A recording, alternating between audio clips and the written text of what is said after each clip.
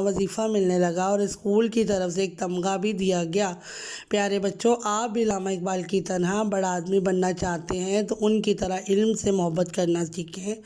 جو لوگ علم سے محبت کرتے ہیں انہیں زندگی میں ڈھیر ساری کامیابیاں حاصل ہوتی ہیں۔ کلاس 3 یہ کہانی پڑھنے کے بعد آپ نے املا کے الفاظ اپنی کاپی پر لکھنے ہیں، جن میں ہے علامہ اقبال نے اپنی شاعری، نمبر 2 ہے جذبہ، نمبر 3 ہے مدرسے،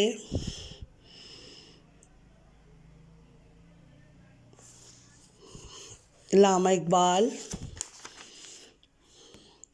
شانوں، 8ویں کامیابیاں۔